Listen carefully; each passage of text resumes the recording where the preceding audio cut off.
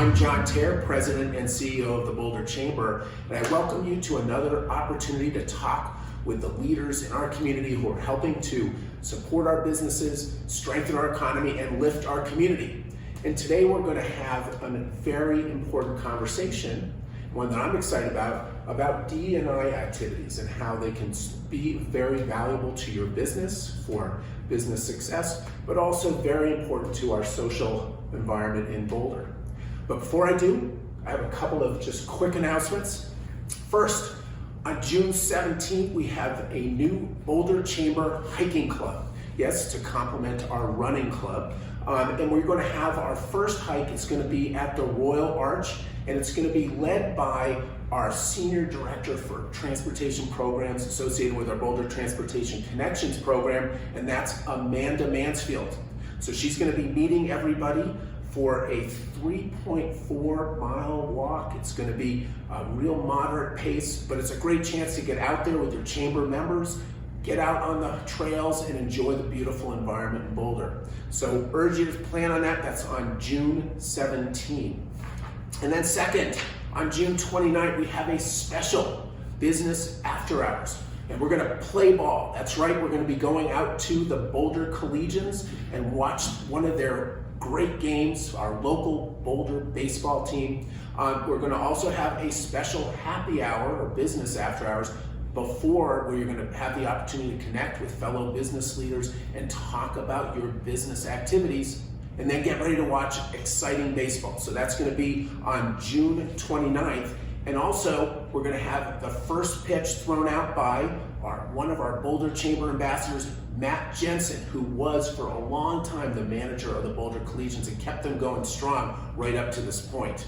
So, very exciting. That's on June 29th. And then finally, mark your calendar for August 19th, and that's going to be our annual CU football kickoff event, collaboration with the CU football team. It's a great opportunity to get our Buffs prepared for the 2022-2023 season. Go Buffs! Remember, that's on August 19th. Mark your calendars. Okay, enough about the Boulder Chamber activities. Now I'm ready to get talking about DE&I programming and how that can be important to your business as well as to our community.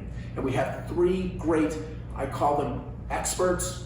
They're professionals in the DE&I space, but they're great friends. And I'm going to start on my left is Bill Cruz, as well as we have Hare, who's working with the Boulder Chamber, and then we have Carey Mason. And I'm going to talk about the why, the how, and the what of DE&I. And so why don't I start with you, Carey, and just if we can kick it off, why would businesses in our community want to take on strategic DE&I planning for their business? Well, in a nutshell, it's good for the business. I'm of the perception and belief that if you build DE&I into your business, it helps you with your recruiting, your retention, helps you to expand your markets. At the same time, it also supports the community. So that's why I would do it. Carter? Okay, so just a second to ground us in a space. So no, Chautauqua, Carey Hare, I'm Carey Hare. I'm a citizen of the Pawnee Nation of Oklahoma. I'm a descendant of the Yankton Sioux community, and I'm happy to be here. And I have been intertwined with Boulder for almost 20 years now, some by choice and some by chance and some by happenstance. And I'm happy to be here today. I also believe the why is not only a strategic alignment for businesses to think about where the growth in the work is, where the growth in the job market is, where the growth in really evolving your work, but also where we as communities are building and growing too, and being responsive to those needs of connection and community, and really being able to meet a broad sense of needs for your business is important. And if you don't know and have folks engaged, you can't do that well. Yeah, and I think about business sustainability as a DE&I important value in that work. Well, Bill, what about yourself? Well, Bill Cruz, I'm really happy to be back. I lived in Boulder for 35 years and took a little bit of journey and came back to my kind of ancestral birthplace. And I think the why for me and the approaches that I use is really rooted in this idea that we live in a very divisive country and community, and it's reflected in our businesses and organizations, and I think we have a climate where even having a conversation about identity, belonging, inclusion, diversity is really challenging. And so for me, I mean, along with all the things that my colleagues have shared, it's also about people creating connections from the heart and being able to work in a place and be in a place where they can be their most authentic self and be able to talk about who they are, not just what they do. Yeah. So much of organizational culture is rooted in this like intellectual professionalism, and people who have worked together for years and years and years don't know the stories of the people that they are connected to as much as their own families. So I think that's a big why, as well as, like I said, what my colleagues have shared around the hiring, retention, culture types of things. It's that connection. I'm going to build a little deeper too. I'm thinking about just you talk about the workplace, but also thinking about our community, the responsibility that businesses may have to set an example for welcomingness and inclusivity. I wonder if any of you want to comment on that. Well, I'm going to piggyback on Bill's comment because we have businesses that have employees who've been with them for years, and they never get past the superficial exploration of backgrounds and experience. And part of that is rooted in, I don't know what questions to ask. I don't know how to explore your background. I don't want to be perceived as biased or racist, but maybe I don't have the right set of language tools to ask in a way that allows me to learn from your experiences. And it's really important because the more we can exchange, we find more commonalities, which builds teamwork, which builds improved productivity, enhances retention, and makes it easier to recruit. When your team is out there talking about who they work with and what they do, they bring in those experiences that they've gained from others on the team. It makes all the difference in the world. And I would just add, I think part of that is baked into what we have. We have built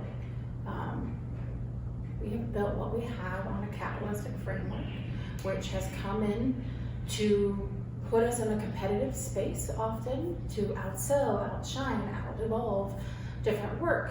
That hasn't given us a space to do the deeper connected work, and it also operates in a model that was a homogeneous model of how to be in connection and community, something to Bill's part comment and to yours around like how do we actually how do we create a culture within an organization that allows the best of what we have to bring. And there are tons and tons of case studies we know around when you diversify thought process, connections to people, the outcome can be so significantly different and more useful. But why?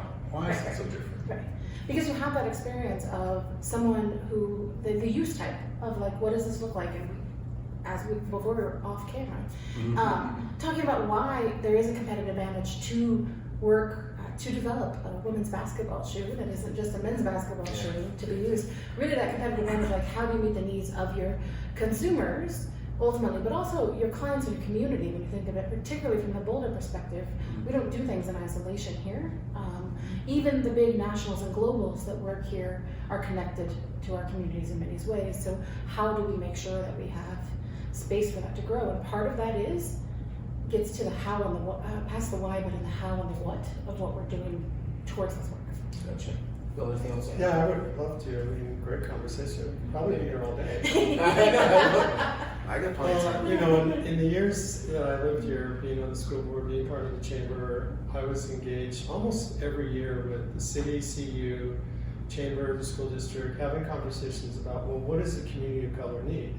And it never changed from year to year. And what I found was the conversations were very performative because in a dominant culture like Boulder, there really is no need for people to take action because for the majority of people here, the system works because it reflects that it was designed for them. And so I think for businesses today, they've got to actualize it because you won't be keeping people who look at culture because there's a lot of opportunities now for people in the workplace. And all things being even, if there's a business that's paying no attention to culture and another one that is, most people are going to pick the one that is looking at culture and value and inclusion and belonging. And frankly, it got really tiring to go to these meetings every year in Boulder because it was the same outcome. Our Hispanic community needs this, our Black community needs this, our Native community needs this. only it never really actualized into real change. And I think that's the difference today, is that for organizations to really be impactful, they've got to change. And to Carly's point, when the dominant culture is white men who are running most of the businesses, there's no real impetus to change because the system works for them. Yeah. So it's either something that has to really impact their outcome of what their business does because of something that happens that causes them to take action. Sure. Or you have somebody who's more enlightened at the top who says, I know I'm a white male and I understand privilege and I understand that I play a role in disrupting the system. So you have these two spaces that people actually play in, and move out of just being performative and talking about what other people need to really taking action. Yeah, and I guess one place where I go is thinking about the broader community of Boulder, and you as a business leader wanting to express more inclusivity in your activities so that creates a more welcoming environment in our community. I'd say obviously for social welfare, positive values just in terms of collective humanity, but also in terms of thinking about recruiting staff to your business. But you can't just hang out a sign, diversity wanted here. Yeah. That doesn't work, it hasn't worked. You have people coming in the front door who are attracted to your organization because you meet their compensation requirements. They get inside the organization, it is not a welcoming space, it's not inclusive, nobody cares about them, and they go out the back door as quickly as they came in the front door.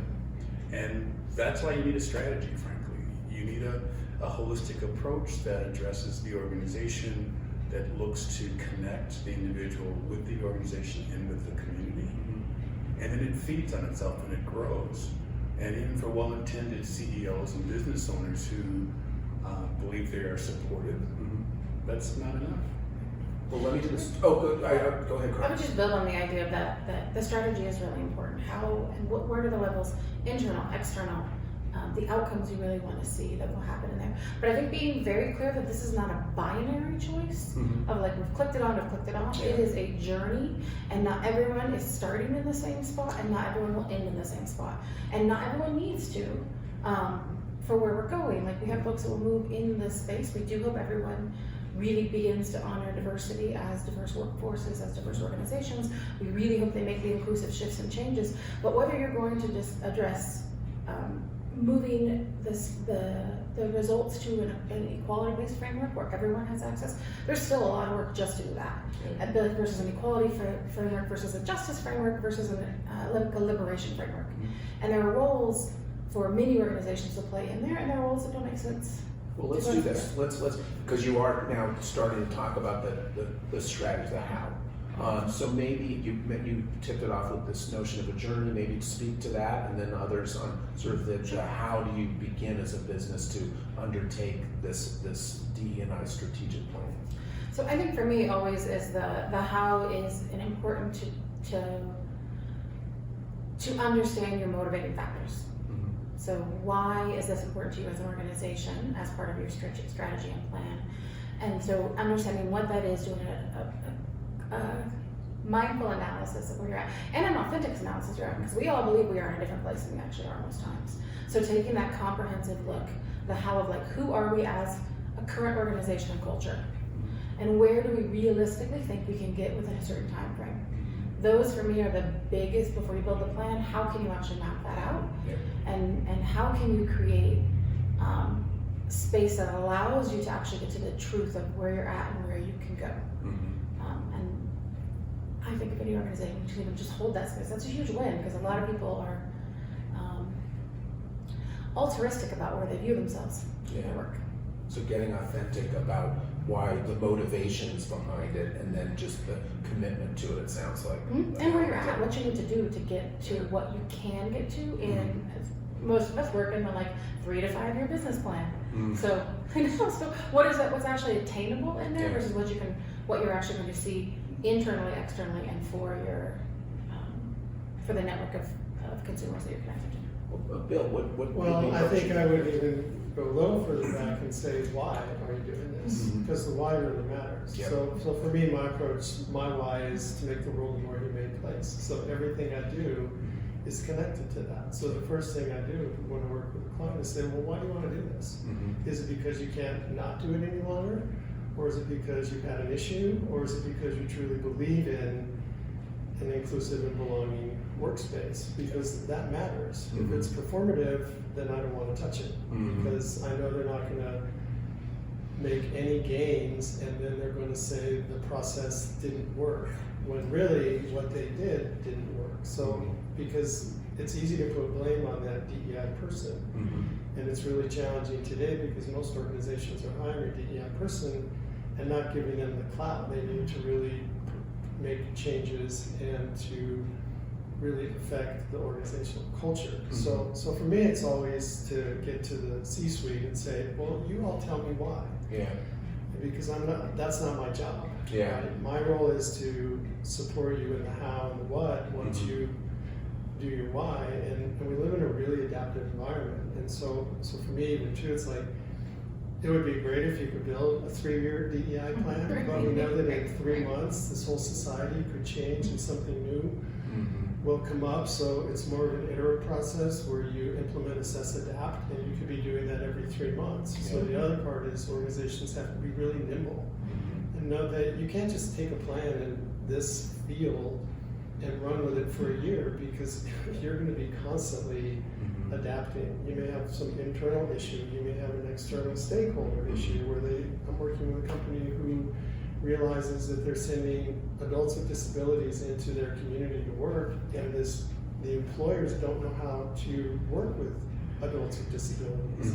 At least they recognize it enough to ask the client that I'm working with to say, can you help us with it? So now we're talking about how do we get to their external stakeholders. So there's a lot to this. This isn't your typical, we're planning for the widgets we're building or the things that we're marketing. Or, we're talking about people. Yeah. So you have to be a little bit more sensitive.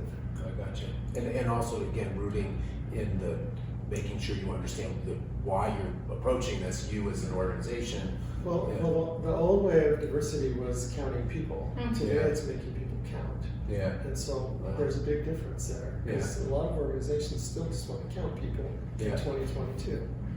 And people want to feel valued and know that they really are accepted and have trust and belonging and all that. So beautiful. Well, let me ask Carey, the how from your perspective as a professional. You have to start with what's the outcomes you want. And then for me, it's really challenging what's your appetite for change. Because a lot of folks will talk about DEI initiatives, and they mean well, but they'll find reasons not to do them. So I think working with the C-suite in particular, and from my perspective, finding the financial impetus. I love challenging CEOs and behind closed doors and saying, you don't really give a damn about DEI. Not really. But you do care about improving the value of your company. You care about your retention, you care about your recruiting, you care about expanding your markets. And if DEI is a tool that you can use to do that, then you're probably more interested. And I know that's a probably unique approach, but it's a realistic one because DEI work is challenging. And I love what my colleagues are saying, that it's not a project, it's not a single task, it is definitely a living, viable journey with milestones and with metrics so that we can show the progress that we're making. Something Carly said that's so important, there's no such thing as DEI in a box, right? You have to look at where you are as a company, where we are today, where we aspire to be, and then what steps can we take? And I'm a big believer in metrics. What we measure, we do. DEI is no different. So companies that want to start this journey, and I also hear from companies a lot of times, well, we don't want to report on our metrics. Why? We haven't done enough. We don't want to be criticized. And again, that's a fallacy in my opinion. I think companies get rewarded when they are open about what their goals and strategies are, what metrics they're using to report their progress, so long as they are actually reporting on their progress. We saw a lot of this 2 years ago with the Black Lives Movement and companies rushing out to put statements on their websites, we support Black Lives, and then they did absolutely nothing in terms of actual measurable efforts or initiatives to actually move it forward. And they got, I think, some backlash from that, right? Especially for those individuals who are looking to find companies to work for. They actually check your social media. They check to see what kind of reports or progress you're making, and they make decisions about their willingness to work for your company because they're trying to align their values with your values. And this becomes even more important with the workforce as individuals in my age group are aging out and being replaced by those in their 20s and 30s. They're no longer looking for companies that just satisfy their financial needs. They are looking to find those companies that have aligned values, that allow them to give back to the community, and they want to see people in the organization that look like them. They want to do activities that support the community, and they want to have that sense of my company cares about the community that we are living and working in. You know, just I'll play back just a comment that Bill made about numbers, and then you mentioned metrics. So maybe just a little comment about sort of the notion of tracking your progress, and what's the appropriate way to do that. So I would go back to one of the things Carey said is that there's not a box for it per se, but there are some things we can that are becoming more standardized, I think, in practice. So the numbers of what the actual, we all do the demographic chart of who are you, what is it. Those are important numbers to make sure that we are being aware of what they are, but it can't be the only activator for you. And I think the spectrum in which we're talking is twofold. I think Carey's the approach of like working and leveraging C-suite and pushing the hard numbers is important. We need more companies to see it, even though they're not as emotionally or values aligned to it for the outcomes that we would like to see.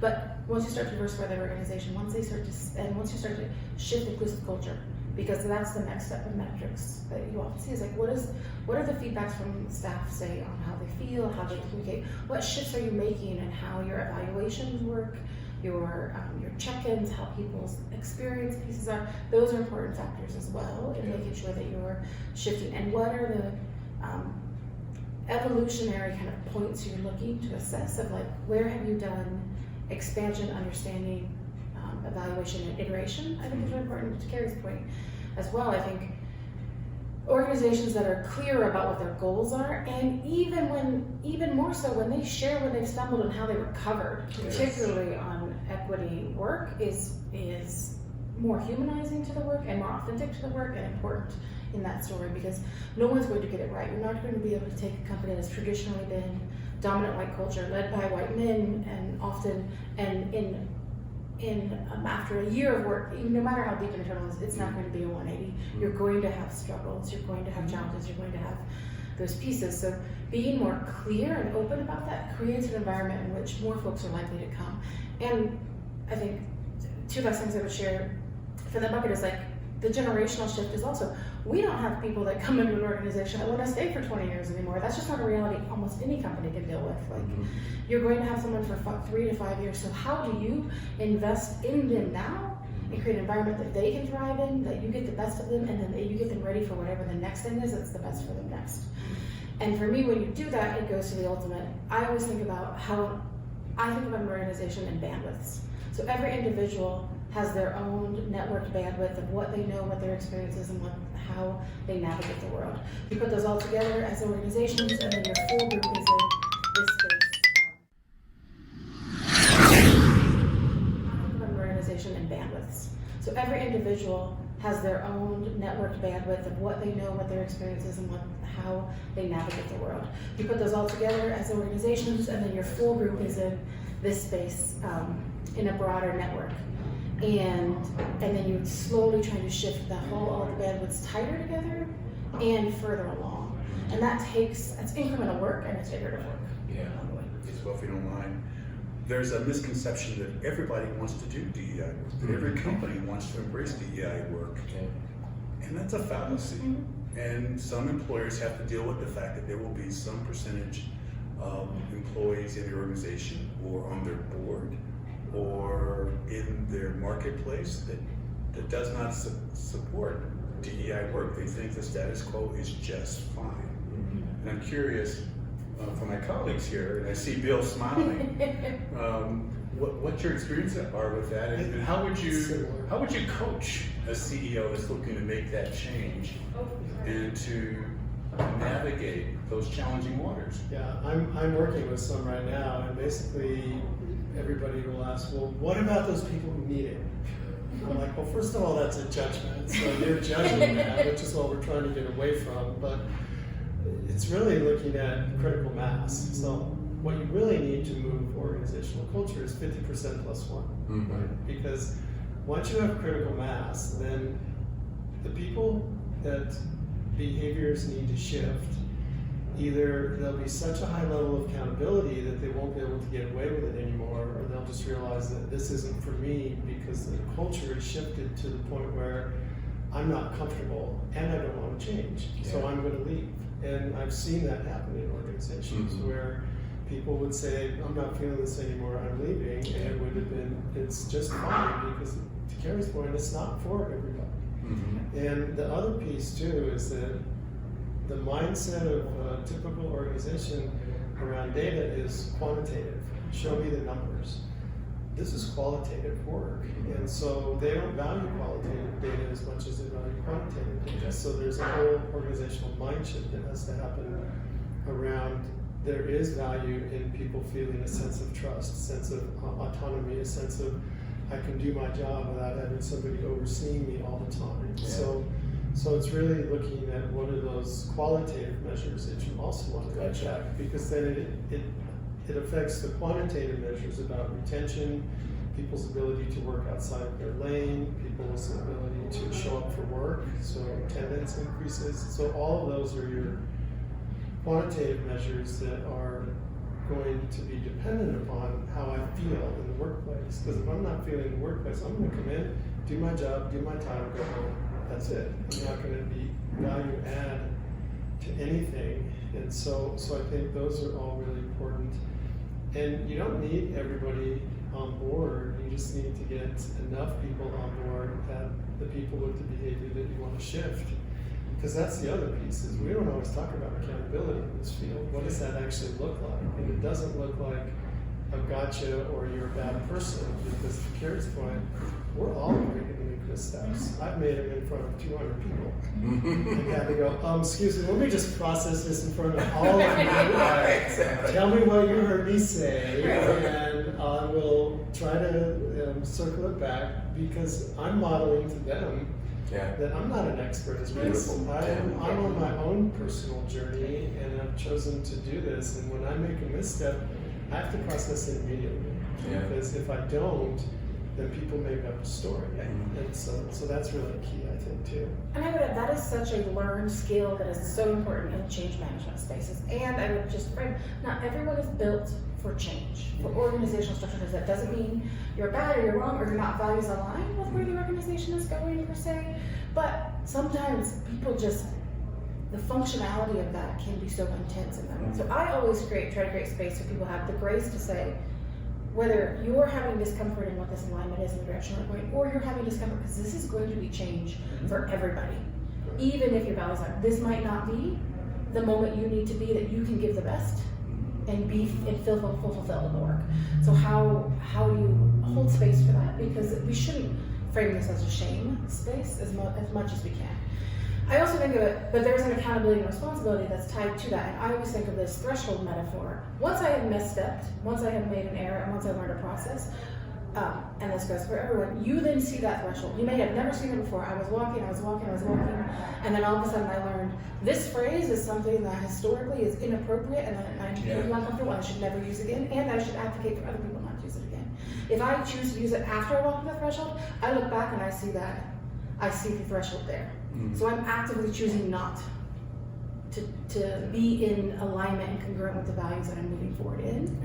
And that's the accountability and the qualitative stuff of being like, how are you adjusting and assessing? Because it is really easy to fall back into patterns, to have a language language in a lexicon we all grew up with, in many ways, but make those adjustments, and the ability to make those adjustments, to name yourself, to allow people to name themselves, to name their pronouns, to be who in the space they are in and feel most comfortable, is so dynamically different and drastic, and will ripple affect your organization in different ways. And those thresholds create more space for people to feel comfortable to let you know that there's another threshold coming. Hey, you keep bumping into this thing, and you keep using language, or the way you approach this is creating an environment. Normalizing that's part of the process. Normalizing that creating ways to win and have accountability around that. To be like, we've now shifted through this. We collectively are past to that one, or we're still working to get through that space.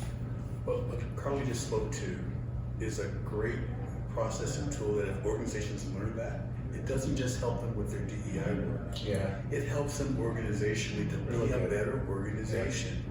And I've seen that transformation where we can feel okay and comfortable with making mistakes as we're learning, and that we learn from that and we grow and we get tighter, more cohesive, and the speed at which change happens and how we react. And we don't hold a grudge, we're not looking to belittle or minimize. I made a mistake, I acknowledge it, I move on. It gets better and better. It becomes self-perpetuating and self-feeding. And then as you add new staff to the organization, you don't have to put out a policy. The staff becomes self-regulating.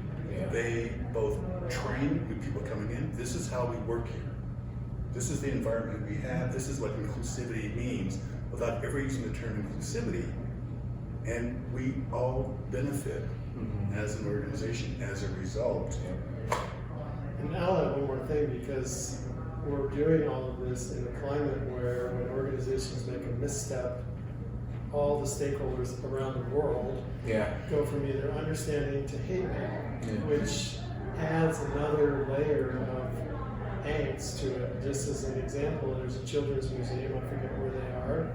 They decided to do something for Juneteenth, so they put in their lunch menu a Juneteenth watermelon salad, not realizing the stereotype and the impact and the messages, and so they're getting everything from people understanding, and of course they're a children's museum, so they said, oh my gosh, I can't believe we did this, we get it, it was a blind spot we want to change, and at the same time you're getting hate mail and people who are protesting, and so I think we have to be really cognizant that that's the climate that we're doing all this in, and it makes it more challenging for people to stay in the game. Because when you get beat up, even when you're doing the right thing, owning it, admitting it, working through those thresholds, you still have this climate that we all work around that says you're a horrible person. You know, it's that old cancel culture that does not at all lend to the conduciveness of people making missteps and then owning them. So I think that's just something for all organizations to be aware of, that you need leadership that's willing to be able to take that as well. The one thing I would add about that too, that I don't want to miss, is that the C-suite is important. We need them on board. They need to be modeling and role modeling in different ways. However, we need to be very strategic about the levels in which we integrate folks that are doing this. We need to be aware about the labor that entails. I have been an emotional labor doula for people's DEI journeys for years and years, and never compensated for any of that work in many organizations. It's just, how do I help you feel better about how to get to where you could actually be at? And when you start this work in your organization, in your business, there are people that are throughout your organization, your front line people, your people that are in your mid-level suites that are really important, your stakeholder, your board, those spaces. I think about the Chamber's journey, which I've had an intimate view of for the last 2 years. It was really important for John to be very clear and want to move the conversation forward, for the VP team to know what's going on, to have a board commitment, to have and create a DEI commitment, to have leadership like Nikhil from the board, who also chairs the DEI committee, to really be multi-level tiered, and to make sure that we're having inclusive conversations with the whole staff team around what this looks like and where they feel the ability to play in this, because that buy-in will change differently. And whenever, hopefully no near time, John is in his next role in those spaces, that culture, to Carey's point, is important to live here and be here so that it continues on, not through that C-suite change, because I think if we were too reliant on just the C-suite direction and role, then when that goes, the organization could shift. Yeah, it needs to be embodied by the full organization, so as folks change and transition upwards, that the organization carries those values forward. Well, let's do this. We're having some disruptions. I apologize. So hopefully you didn't hear too many of the background noise in Studio CB here, or VC, I guess. But I'll just say that this has been an enervating conversation for me. Why? Because I know that for all of you, this is very deep professional work, and that I know for our organization, me personally, this is such an important value. I think coming back to something you said, Carey, it's not just about society and human good. It's for businesses, it should be also recognized it's an economic value as well. And so that's an important message for our business leaders out there. And I just want to thank all of you. You guys are leaders in our community and leaders in D&I work. And I say experts because you are. And so I thank you so much for this conversation, and look forward to and urge our business leaders to reach out to these individuals to talk about their own D&I strategy. So thank you guys for the conversation. And then I'll just conclude with a couple of closing announcements. One, we have our nominations for Women Who Light the Community, recognizing our business women leaders in our community. Want to honor them especially, and you've got to get those nominations by June 24. And then second, applications for our Leadership Fellows program, which is a great way for youth and also I'd say for any business leader in our community who wants to participate in our community more deeply, either nonprofit boards or elected office. Think about becoming a leadership fellow, and that program, the nominations or applications are due by June 20. And then finally, for all the Boulder Chamber events, go look online at our calendar, www.boulderchamber.com, and you'll find out all the events that are happening coming up. And we'll see you next time on Chamber Chat.